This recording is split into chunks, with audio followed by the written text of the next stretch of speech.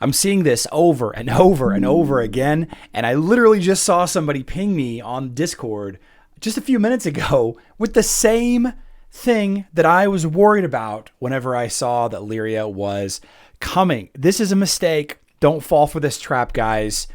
Don't do it. It's only a game. Why you have to be mad? What is up, heroes of Dominion? My name is Charlie. This is Hero War Central, and in this video, we're going to talk a little bit about Liria, what she's good at, what she's bad at, and some things that I want you all to pay attention to. Here is an example of the appropriate way to use Liria. Now, looking at the team on the right, it is not what you would call the meta team because we've got Aurora here instead of Dante. But this is how you use Liria. You have her ideally with a large enough range to encompass the first and second heroes on the defending team, because that's generally where the two dodge heroes that everybody's scared of is going to stand. And usually all you need is one undead hero to make this happen. Corvus is my choice in this example because I think that he is thick enough of a tank to handle just about anything you throw at him, with some exception, of course. But one thing that I want you to notice here is how many undead heroes am I using with this team?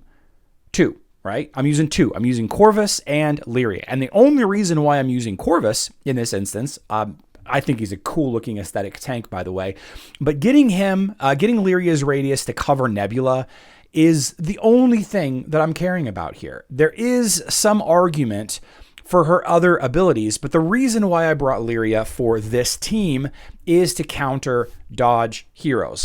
Shackles of Doom, the hero exudes an aura that decreases the dodge stat of all enemies within the area of effect. All affected enemies receive additional physical damage from physical attacks, right? Isaac attacks, Liria attacks, basic auto attacks, right? The size of the area scales with the number of undead units on the allied team. So I just got a ping on the official Discord, and I'm not going to call out who sent it to me, but there they are, I suppose. People keep talking about the undead team and how it's too weak. Maybe it should be stronger. Arguably, it should be stronger. But this is what I'm worried about with Liria.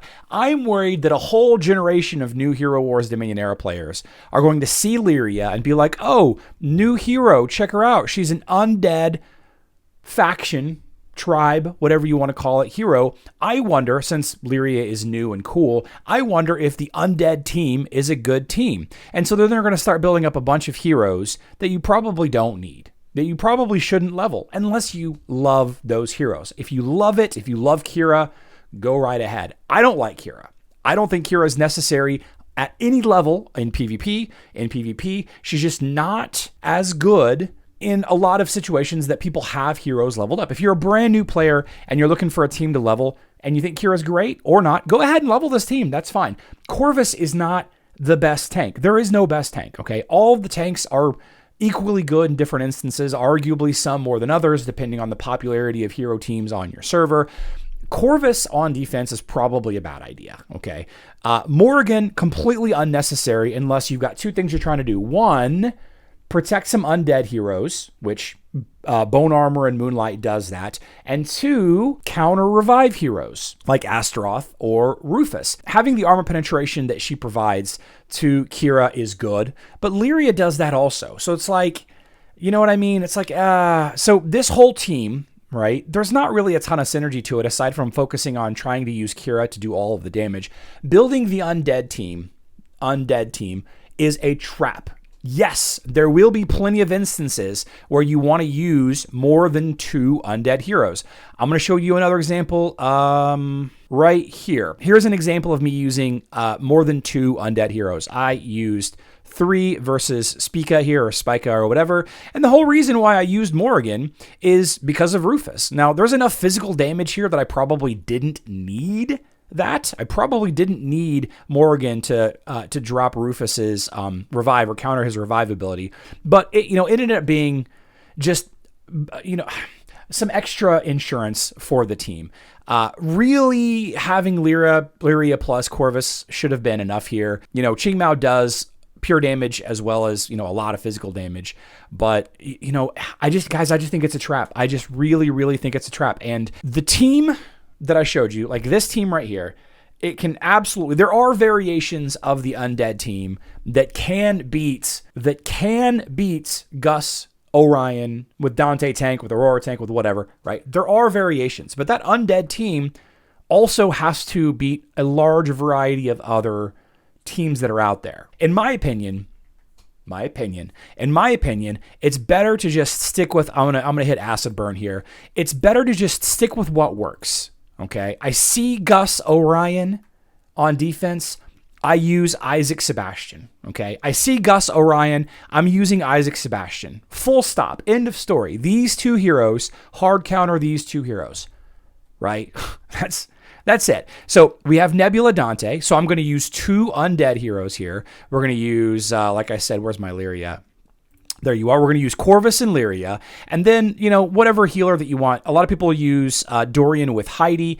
I'm going to use Martha because really this team is just too... Sorry, Acid Burn. I hate to hit you. This is Arena. We've got hours until our reward time. But this is how I believe Liria should be used. Isaac and Sebastian are two heroes that everybody should level up. They're top 5, top 10 heroes that everybody should have leveled up. I think that you treat Liria like a similar situation where you use the dodge countering effects so that your Isaac and Sebastian can last long enough. Liria died there.